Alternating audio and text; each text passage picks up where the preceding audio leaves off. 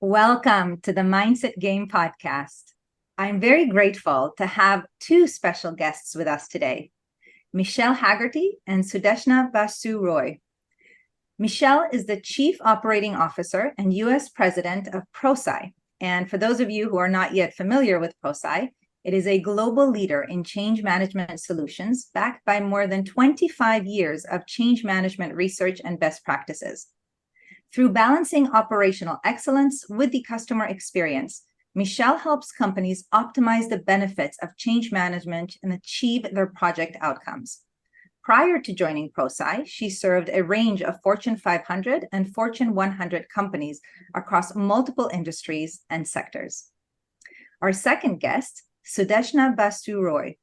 Sudeshna is the co-founder and CEO of Marg, a corporate training and consulting firm with a pan-India presence specializing in change management, cultural transformation, business strategy, and team development. Her organization is the authorized affiliate of Prosci in the Indian subcontinent, providing change management certification, enterprise training, and advisory services. And both of these incredible women have a deep expertise in change management, and I'm so delighted and excited to dive into this topic today. Thank you so much for being here. Thank you for letting us come on. This is a great time to have a great conversation about change with so much of it happening.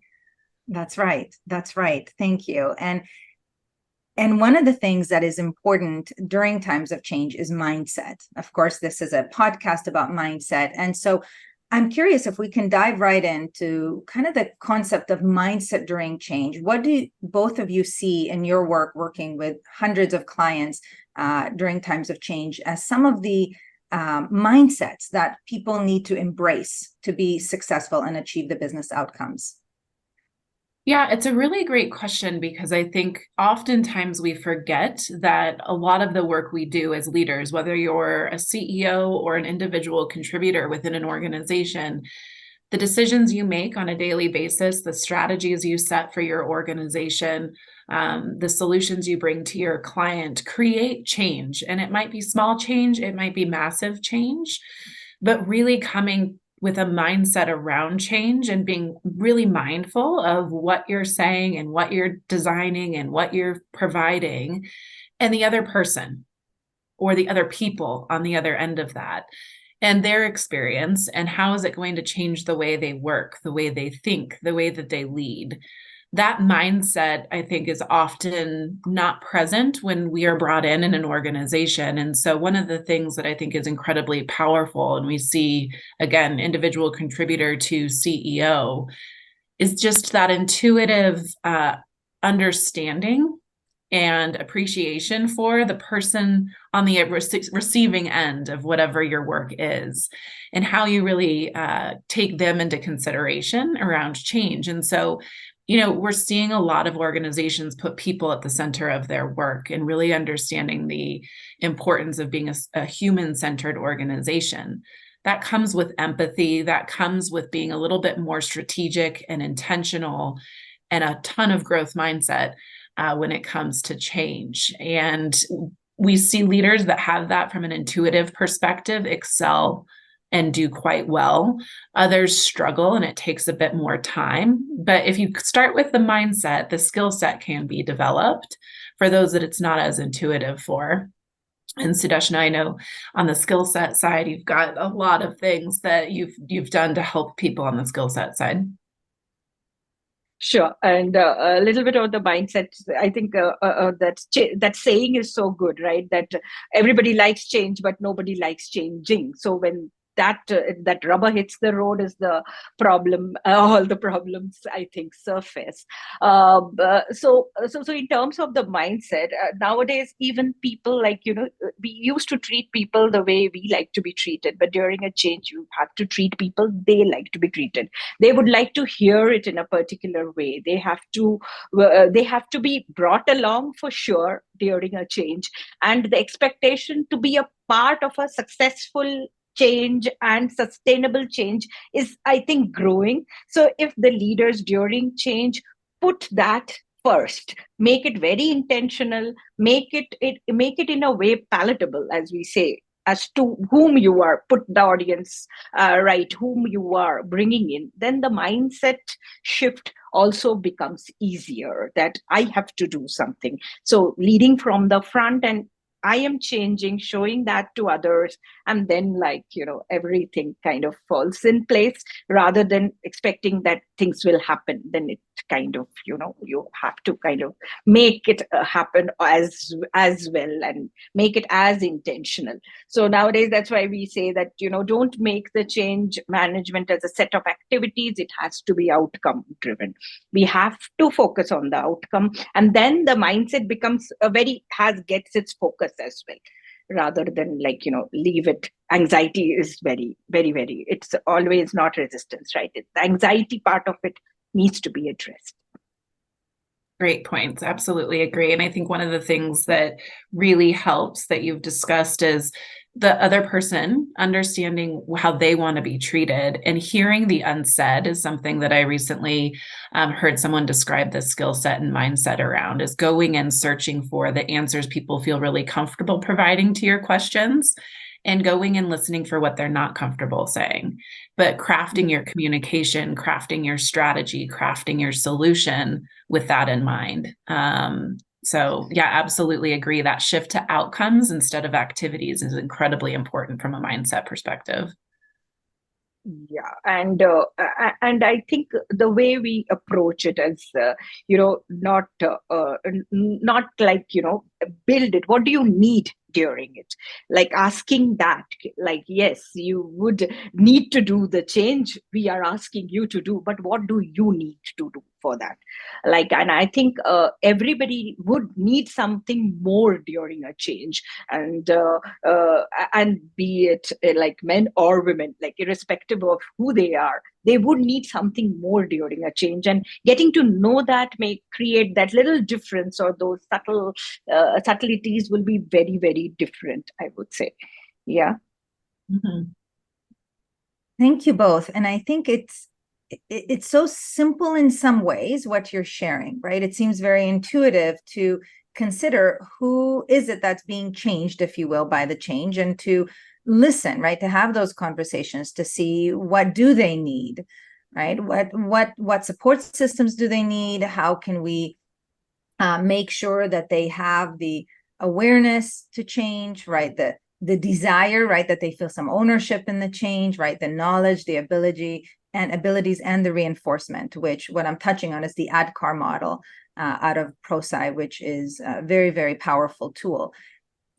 The important thing here is to have the individual in mind. And I think that's the mindset of being outcome focused, and really understanding the people that are going to be affected, and how are they really feeling, as you said, Michelle, these kind of unseen, unspoken thoughts and feelings, and to give permission for people to experience what they experience, and to express that, so that we can best support them. So what are you seeing as some of the obstacles to doing that?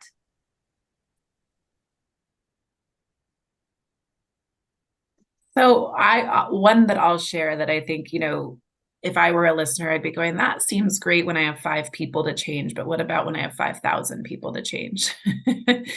And so how do you scale individual change? There's a beautiful saying behind Sudeshna that you might be able to read if you've got great eyes, but for the listener, it says, organizations don't change, people do. And so I think it's really that scaling of ADKAR, or that scaling of the individual listening and the individual impact. And you can start to look at it by group. So one of the barriers we often see is just, how do I scale this? And so instead of really taking the time up front to talk about scaling, what ends up happening is you don't do anything, or you do just enough to check a box and check it off of your list. And so when we look at change and we think about the fact that organizations don't change, people do, you can start to scale that thoughtfulness, that listening, that growth mindset, that strategic response to organizations, or rather groups of people within the organization. And I think one of the barriers is not looking at all the different types of groups that you have within your organization. And I know Sudeshna, you do this a lot of this work with the clients in India. We do a lot of this work, in other areas and other markets directly and through our partners like Sudeshna. And those considerations you need to make about which groups you're focused on. It's not just functional groups within an organization like IT or HR or sales. That's really important.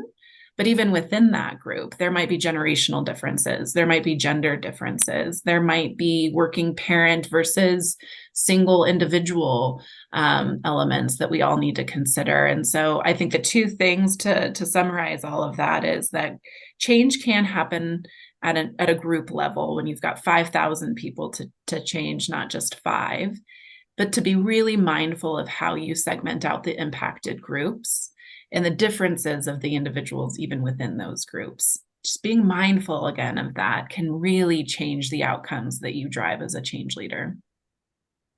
Yes. And also the way we put it, what is very obvious to leaders may not be obvious to the rest of the organization. So yes, I want my organization's success. Yes, I'm doing it. But for that individual, it has to be articulated for that person. So yes, the need to change is not the same. And the need to change has to be articulated. Why now? Why this change? Why now? What will happen if we don't change? So those things help rather than like, don't you know this is happening? So that's why we say that during the change, if you are not understanding whom you are speaking to and those groups which Michelle is talking about, you will not identify. Maybe something I've just gone through, and then we know that somebody has just gone through something, or that for that person everything else doesn't matter, something, a big life change is going on. So how do we treat that? So yes, very, very mindful. And I think empathy is being recognized as a great trait for a leader. And during change, an empathetic leader makes a best leader. Gone are the days that a charismatic leader will say, hey, let's change, and everybody follows the leader. Now, nobody really follows you unless you do something to show that you are also doing it. So yes, walk the talk for the leaders is very important. And during a change, especially saying, don't you think this is good? Asking, collaborating is very, very important. And if we do not, if we perceive it as something, oh, you will any case do it in spite of what I say, then it becomes your change versus my change. You have to make it their change, our change. So I think that shift has to happen, and barriers occur when those subtleties are, I have to say what I need to say, won't work. You have to speak as their language. You have to be more collaborative. You have to intuitive, you have to understand who's wanting what and what they are going through. If we speak to a group of people who's like, you're landing a change to them who's going through another very critical, maybe structural change, so they won't respond to it.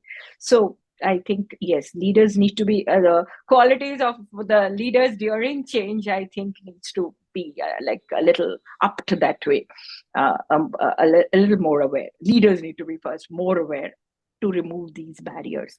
And I think that role of the sponsor, that role of a leader needs to be far more pronounced, that removing the barriers should be one of the biggest role in change.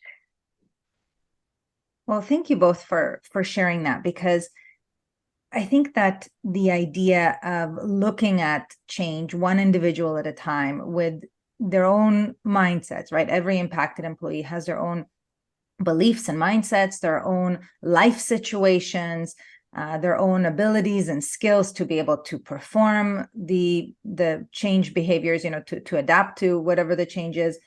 And I think that the importance of having those conversations is really key, as you both said. So the question then is, how do we do it?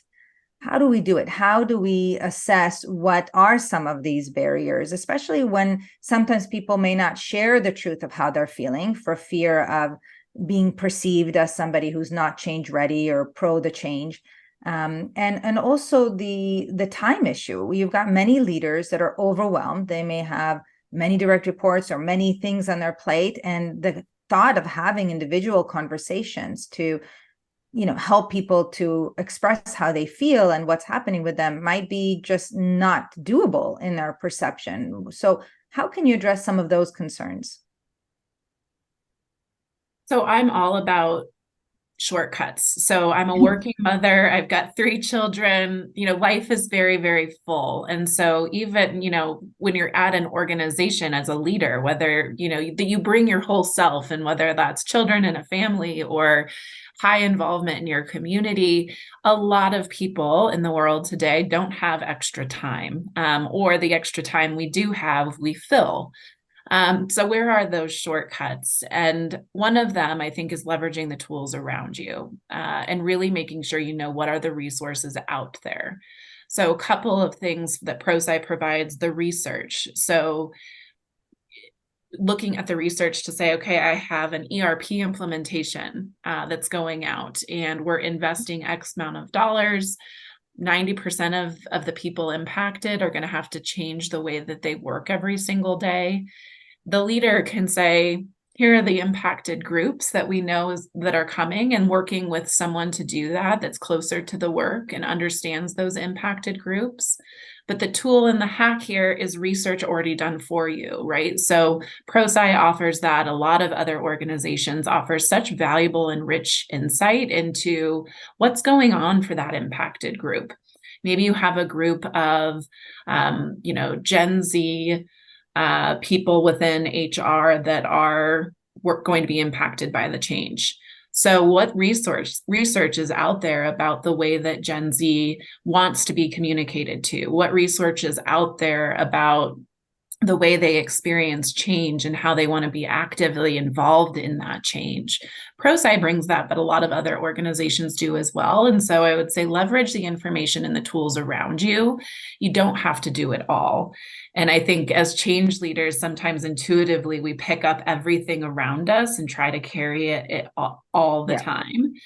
And so let that go. Let that kind of fall to the wayside from a mindset perspective, and leverage more of the tools around you, the resources or the organizations like Prosci and Marg and others that can help you identify your impacted groups, what they might be thinking, how they experience change, and then create a strategy and a plan to address all of that. You don't have to go it alone. And oftentimes that's one thing we see leaders do. I'll go it alone. I've got it. I can do it all. Typically in change, that's not a winning strategy. Yeah, and I think the impact of change now, at currently we are having complexities, a lot of layers around it. It is not one thing you are touching all of the whole role. You're not saying it is just a system change. It's no longer just a process change. It's impacting in a variety of ways. So where it is either will or skill, identifying where it is, like as she spoke of generations, if there are people of different generations, then who will have the will issue? Because maybe they won't be doing their best in the new environment. So they would be resistant to that. So you have to address that as to how they would be in the new environment, giving them that picture. Whereas with the Gen Z, maybe skill will be very fast. So for them, that will not be a problem. But the skill set may be something which we would have to kind of really work. So AD or KA, identify up front and then work on which change will be different, everything, and leverage, absolutely leverage. And how are you with the genders in the organization? More women, more men. Men may like to hear where it is done before, or that kind of a data point, or a women would like to be more precise as when it is hitting us, which time of the year, what time of the month, and what exactly is going to happen. Meaning more precise, they would be maybe the requirement from a women's perspective. So maybe we would soon have more data around it to prove. But yeah, you have to understand what's that group looking like, and be more familiar to that, and leverage everything around you. And I think nobody would be really not wanting to do it. It is just that anxiety to handle and be transparent as much as possible. This is going to happen. This is not going to happen. I don't know. During pandemic, I've seen so many leaders do that. I don't know. Saying that is so very difficult for a top leader. I don't know what will happen tomorrow, but let us figure it out is a big thing for a leader to say. It's no longer that time that the leader will have all the answers. He or she is not the only one in the room having all the answers. We'll all figure it out. So I think that becomes that hour from mind change to our change. And I think barriers can remove, and everybody takes ownership that it's our change. Yeah. So thank you both for sharing this. I think that it is really important to access, as you said, Michelle, the resources, the tools, the research.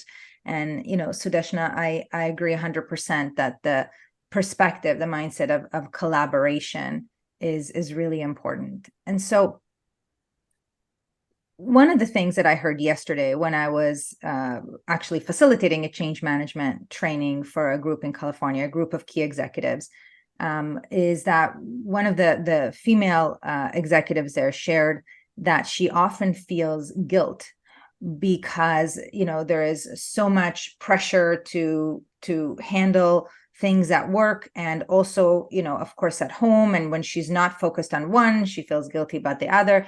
Of course, this could be for both genders. I'm curious about kind of this concept of bringing our whole self to work and really being mindful of the mindsets that people are bringing into work and the emotions that they bring into work for change success. What are you seeing in the research around, or even in your experiences with clients around the, let's say, even the gender gaps when it comes to change? So this is we're going to go down a lot of, I think, really interesting paths here, because there's a lot to say that especially between men and women, we experience change differently.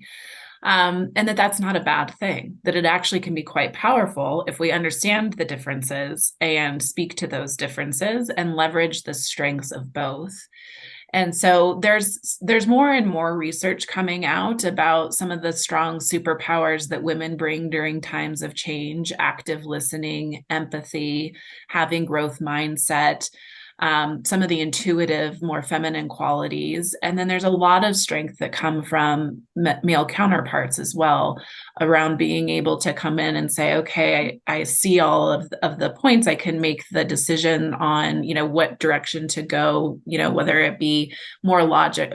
Typically, I will say, is more the logical side, where the women bring the full picture to say, logically, that might be the path, but have we asked the right questions to make a full decision?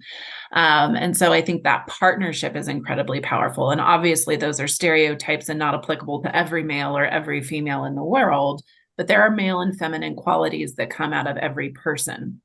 And so leveraging that and not labeling, right? So oftentimes I'll walk into a room and people will say, how are your kids? And our CEO will walk into the room and they'll say, how's your golf game? Instead, maybe thinking about the whole person. So Michelle, I'd love your opinion on what do you think we need to do with these data points? And I'm going to bring logic and empathy and a lot of questions into that conversation. Whereas my male counterpart and business partner is going to bring a lot of logic and really seeing those data points very differently and saying, this is a direction I would take. Neither direction is wrong. Both are probably right. How do we combine and leverage the power of both?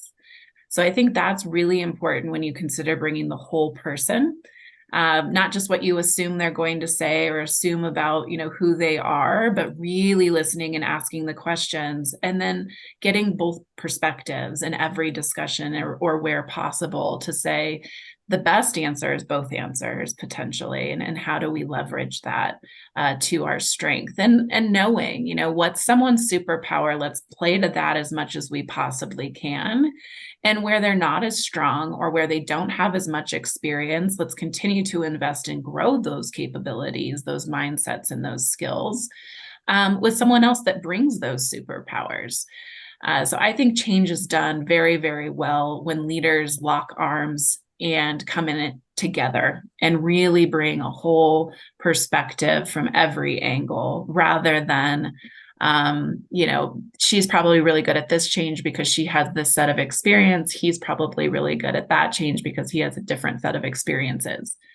True and, there's a huge and there, Mhm. that Yeah. maybe there's more to be seen and more to be heard. Yeah.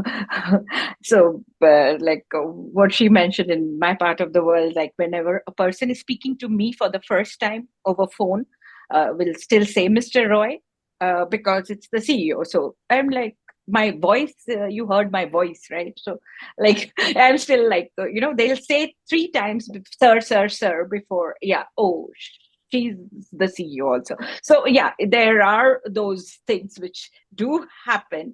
And guilt is something I think women carry a little more. I always that, oh, this is not done. The not done, the glass half empty is very evident for a woman.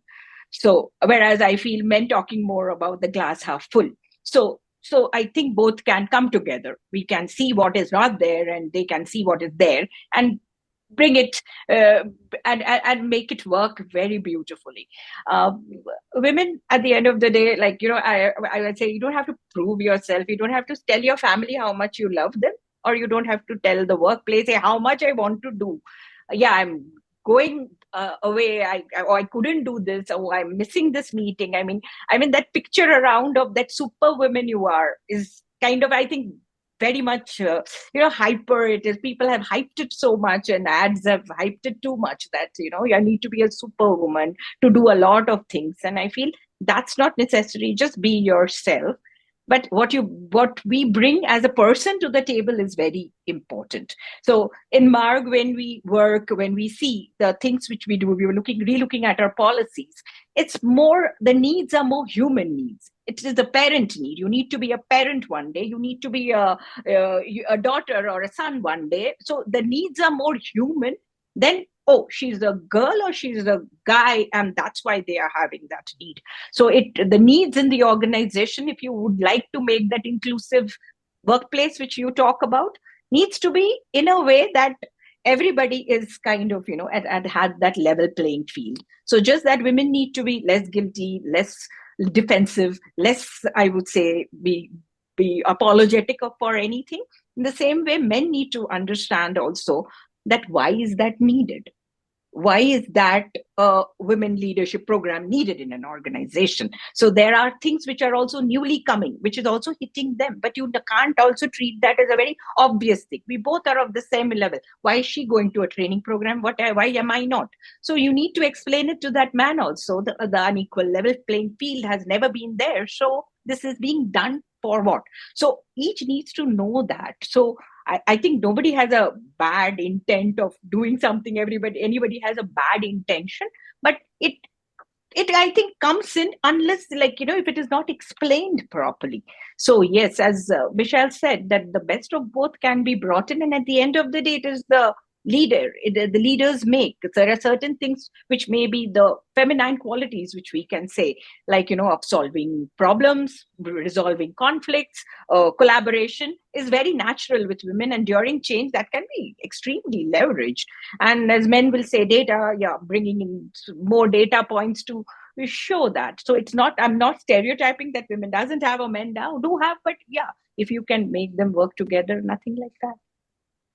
Yeah, and I'm grateful for this conversation because, we started off with the importance as part of, mindset during change to really listen to the spoken and unspoken needs, desires, mindsets of every impacted group, be it, different teams and units in the organization, or different generations, different genders, for example, and so on.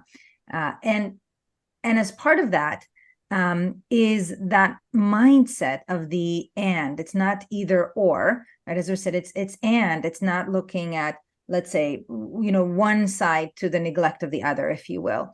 And this is really important during times of change because, as your research has shown, when we bring in kind of that blending of both the skill and the logic and the analytical side, and also the more empathetic, intuitive side, again, more what we would call archetypes of kind of masculine and feminine energy, which could be for either gender.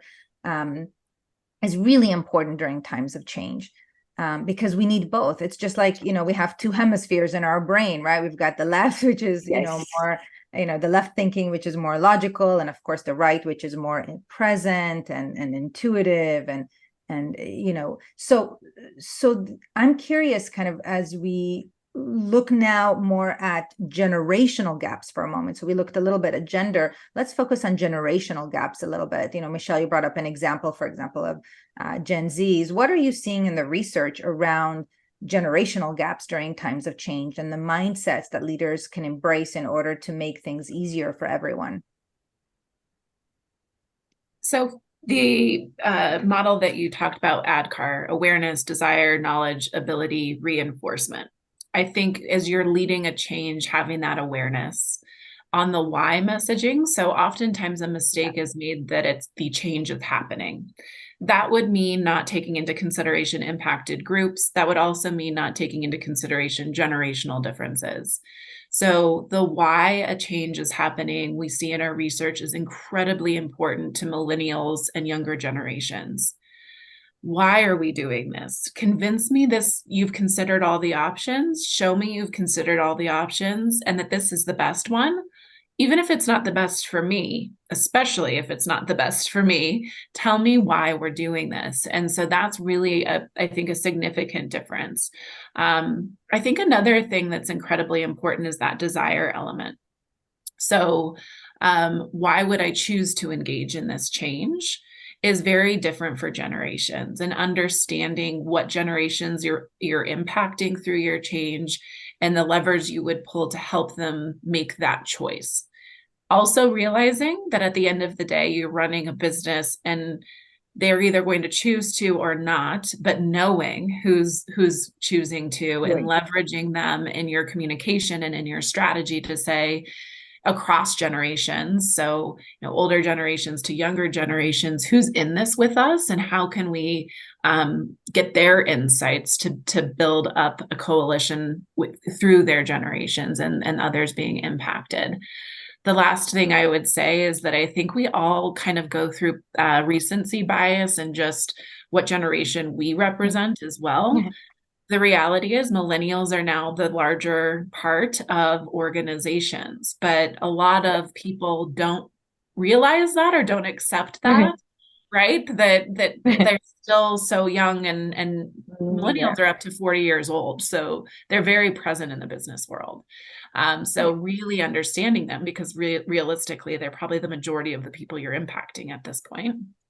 I think is really important. So knowing the demographics of your workplace or the client that you're working with is incredibly important. And then the why are we doing this? Show me the work is really important for younger generations. The desire is important to everyone. So tell me why I should choose this. And the levers you pull are very different depending on the person that you're working with. Sure, absolutely. And in any, I think in any generation during a change, creating a grapevine or a rumor thing is the worst thing. You should be there before that starts. So yes, everybody wants speed with which the message comes. Millennials want it very fast.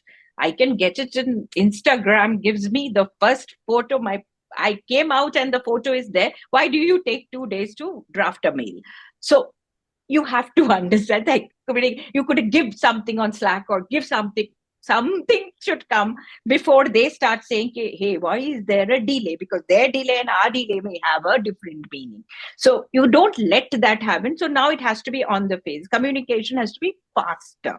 We need to be more prepared to do that and explain the why it is always important. Maybe the patience is a little also a little different generationally, but I don't know now whom I'll call more patient. So that more or less patience happens with what is changing also. So certain things you're not touching this may happen to our gen as well. And the newer ones will be more okay to let that pass. But for them, that why has to be very clear. And everybody needs the communication. So communication has to be faster, I think, and you need to prepare that in a way that it is more palatable to that generation as to why. And if you do that, well, you are covering everybody. And I think the earlier generation were maybe occupying the managerial and the leadership more. They need to be a little more aware, because most of the things are being all the strategy is sitting there. If so, bring them on board. Meaning, to get that, you need to have them have a say in the whole thing. That makes a lot of difference. They have to be at the table to kind of get things done now. And so many great points in there, and kind of just touching off of where you left off, Sudeshna, is around, kind of giving agency where possible, right? Some ownership of the change. So obviously to inform as quickly as possible, especially for those younger generations that have an expectation for that. And also to involve people in the change as much as possible. And it seems like we're hovering all around kind of the same essence in this conversation. And what I mean by that is really the individual, having the individual impacted employee in mind, listening to what their needs are again, and having those conversations, maybe asking things like, what's important for you about this, right? To really be able to communicate the change, as you said, Michelle, in a way that's going to align with what is important to those individuals, right? In whatever gender, in whatever generation, in whatever group, if you will, right? They perceive themselves to be in, and what's important to them as part of that. And so part of this is the conversations, right, around what do you see as, the reason for this change, to really understand their point of view. And of course, give that awareness. A part of it is the desire, as we said, to involve them in the change, give choices, to ask what they see as some ways to get the ultimate outcome, right? To involve them in the process or the how. And I think a part of this is also to identify really clearly the barriers as part of those conversations. Some of the things that I hear in conversations with leaders is that they're not getting the support that they need, whether the support is in the lens of kind of the knowledge and the training, or maybe it's, just being overwhelmed in terms of support because maybe they have, they're caring for an elderly parent or for a child, or they have, for health reasons, they have some things. So how important is it as part of a change process to really understand and appreciate the support that people need during times of change? Incredibly important. Like probably one of the bigger indicators of your success in trying to achieve those outcomes. I think the harder thing is how. And so really how, especially at scale, how do you really understand that? So research says that despite any demographic differences, for the most part, people really want to hear the business case and the business reasons and the business orientation from senior leaders. They want that from the C-level executives within an organization. So when you're going through ADKAR, which is meant to be an individual change model, it's really focusing in on who's sending what messages. And that also helps in your scalability. So in terms of removing barriers, you get people to awareness through those executive messages around why now, what if we don't, as an organization. Really quickly, the human instinct is to say, well, what about me? Regardless of demographic again, right? So how does this, I'm translating the business case to my day-to-day job. That's where managers are so incredibly important. Investing in that will help remove so many different barriers. Because Vera, to your point, understanding the whole person. I've got a team of 60, I've got a team of 6. I know 5 of them are caring for elderly people. I know 3 of them are single working parents. I know 1 of them lives paycheck to paycheck, and this has a compensation impact. They know their people at a level that senior leaders or change managers or project managers don't have access to. So they serve an incredibly important role in that translation of business case to what's in it for me.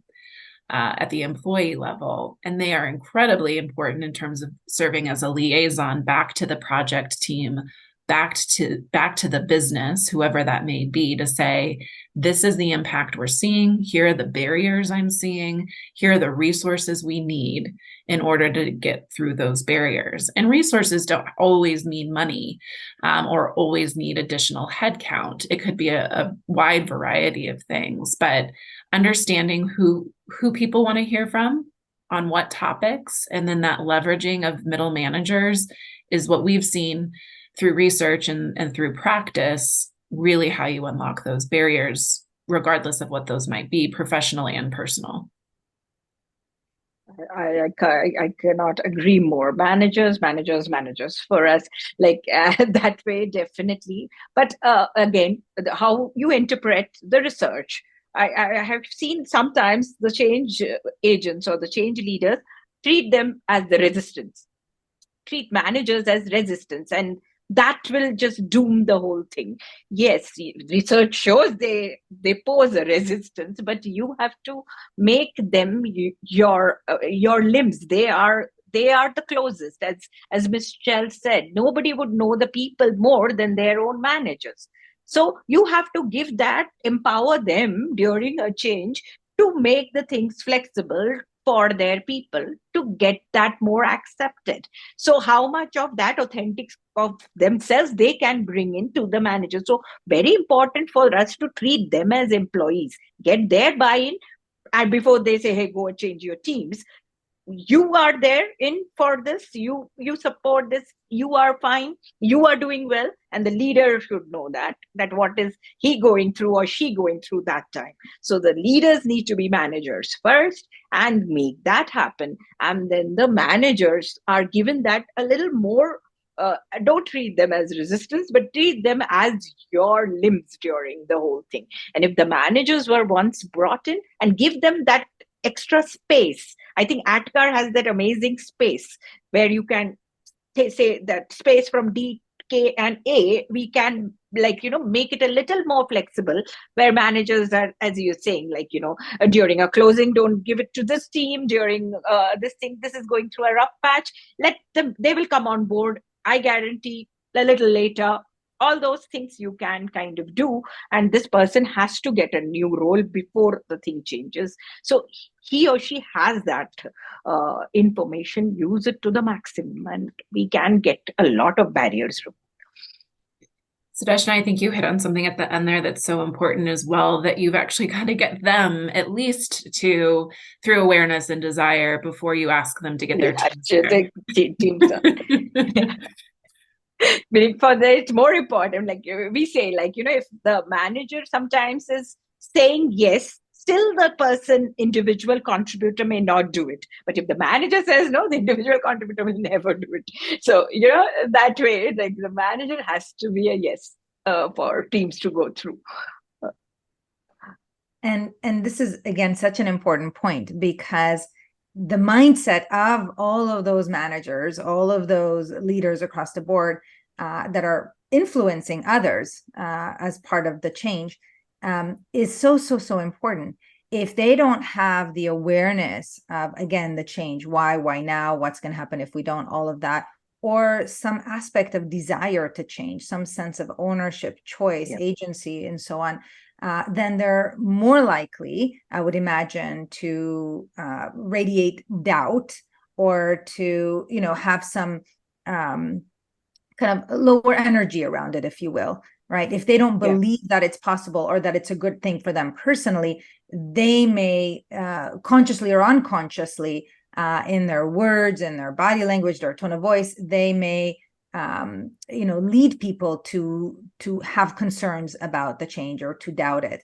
And it's so important. And I think that that's an important point, starting from the very top, quote unquote, right? The top kind of sponsors of the change, or the initiators of the change, and that mindset, right? To do their own self-work is really important, right? How do I feel about this? What are my beliefs about this? And what can I do to overcome my own obstacles, right? My own things that I need around support. What do I need in order to be able to give those extra resources or that space to all of the managers, for them to be able to do what we need to do to help everybody feel safe as part of the change. And so as we kind of complete our conversation here today, I wonder if we can leave off kind of for each of you kind of just a nugget or kind of a key thought around mindset around change, right? What is the most important kind of tip or nugget that you want leaders of change to walk away with regards to their own mindset and also how to influence other people's mindset during change? So mine would be to really think about your mindset around change from an investment perspective. Oftentimes the resistance to this work or this mindset is, gosh, that seems like a lot of work that I don't have time for and I don't have money for, or whatever that might look like for you and your organization in your situation. But this is very much a pay now or pay later element. And so really thinking through your own mindset, am I in it to pay now or am I in it to pay later? Because, and what I mean by that is this upfront work can be scaled. You don't have to do all of it every time. You don't have to do it all of it your first time, but being more intentional and having a more structured mindset around change upfront will save you so much on the back end or in the midst of change. Or you may choose to have the mindset of not investing upfront. And so when you're in the change and you're seeing that resistance from managers, you're experiencing that resistance or that dip in productivity, the lesser than outcomes. Again, what's your mindset around change? How do you adapt then and say, okay, we chose not to invest upfront in awareness and desire. So now what's the investment we need to make from a knowledge perspective and an ability perspective to get people through this change? So either direction, I would say invest in change. We would advocate you invest upfront, but when you find yourself in the midst of change and maybe you didn't have the opportunity to make that investment upfront, there's still some things that you can do with that more intentional and structured mindset around change. Absolutely. I think change leaders need to be very intentional. Managing change is no longer that stack of activities we need to do. It is outcome focused. What do you want out of it? And that should come. Everybody would like to be a part of a successful and sustainable change. I don't want to do it for a brief period, right? So if those things we are bringing in and having people first and doing that, it is to get it done. We know organization patience is also something how long will it take? That is also go-to-market strategy will be affected by this. So a lot of things play an important role. But if you keep people at the center, a lot of things get eased out. Your strategy, and showing that you're walking the talk, you do it, let them. Most of your managers leverage the managers for sure. And managers most of the time are managers because they are good at their work and not good at change. So give them all the tools necessary to do that. And then it will happen and you won't have to make it happen. So, but to get to that point where it happens, you need to do a lot more, I think. Yeah. Well, thank you. Sometimes you feel as leaders, you can sit back, but when it's change, you cannot really. Yeah. That's right. You cannot sit back. That's true. Because as Michelle said, if you don't make the investment earlier, it may come up later that you need to invest, and it's much more complex and perhaps even more costly. So thank you both. Thank you both for this incredible conversation where we spoke a little bit around the mechanics of change and a little bit around the energetics of change, the empathy, the listening, the compassion, the curiosity, that growth mindset, and the fact that we need both. Right. We need both to be successful. So I'd love to hear from you both. How can we learn more? Michelle, we can start with you. How can we learn more about Prosci, about the ADKAR model, and all of the wonderful resources and research that you have available to help make change easier? Yeah, so our mission as an organization is to build your capability, not necessarily just do it for you. And so my number one recommendation is to go to our website. If you're a veteran of change, if you're new to change, there's a ton of resources available to you. So prosci.com, you can get a ton of access to on-demand webinars, way more information about the ADKAR model, ebooks, e-learning, all of those things. And then in the larger investments around, training and advisory services and research, et cetera. So no matter where you are and the resources you have available, you will find something that you can leverage on prosci.com and a path for you to be more engaged and intentional as a change leader. Thank you. How about you, Sudeshna? How can we learn more about Marg and all of the wonderful services that your business offers? So we are operating currently in India, Sri Lanka, Bangladesh is what our territory is. And we provide, we are the authorized partners of Prosci in this part of the world. And as Michelle said, that the training services, the certification and the advisory services are available with Marg. Apart from that, Marg specializes in bringing about cultural transformations in particular. So we work a lot with leaders to enhance their skill sets and mindsets for during change, as well as to have great teams under them and the ideal culture to nurture that. So you can go to margonline.com for that. And we will be there to help you. Well, thank you both again for your incredible expertise and all the wonderful insights and strategies that you've shared with our listeners. All the best to both of you. Thank you for having us. Thank you. Thank you, Michelle.